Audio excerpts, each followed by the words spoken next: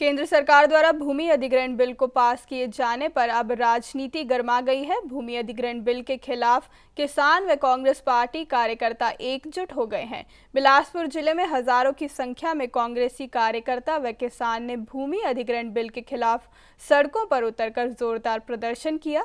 कांग्रेसी कार्यकर्ताओं की मांग है कि केंद्र सरकार द्वारा पेश किया गया भूमि अधिग्रहण बिल को निरस्त कर यूपीए सरकार के भूमि अधिग्रहण बिल को मंजूरी दी जाए।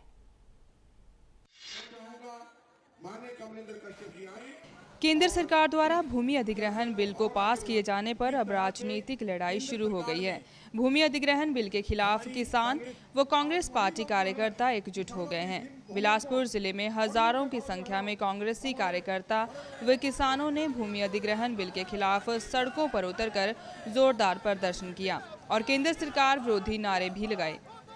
बिलासपुर सदर विधायक बंबर ठाकुर ने मीडिया से बातचीत करते हुए कहा कि वर्तमान केंद्र सरकार द्वारा पेश किया गया भूमि अधिग्रहण बिल जनता के साथ धोखा है और इस बिल को निरस्त कर यूपीए सरकार के भूमि अधिग्रहण बिल को मंजूरी दी जानी चाहिए।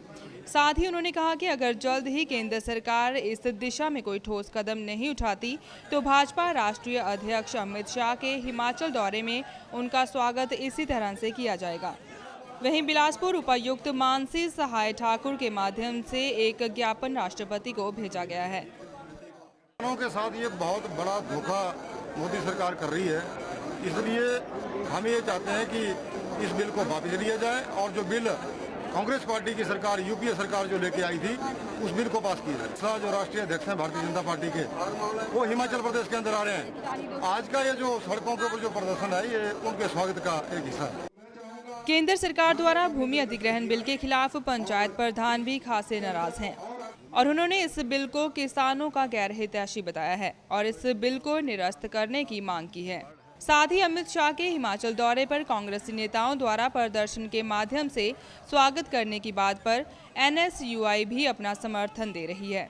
वहीं एनएसयूआई प्रदेश महासचिव विजय कुमार ने कहा है कि भूमि अधिग्रहण बिल के खिलाफ एनएसयूआई कार्यकर्ता भी एकजुट होकर जमकर प्रदर्शन करेंगे और अमित शाह के हिमाचल दौरे पर उन्हें काले झंडे दिखाए जाएंगे। भूमि अधिग्रहण बिल पास हुआ है। मैं तो ये समझता हूँ कि ये किसानों के साथ खिलवाड़ है, किसानों का शोषण हो रहा है।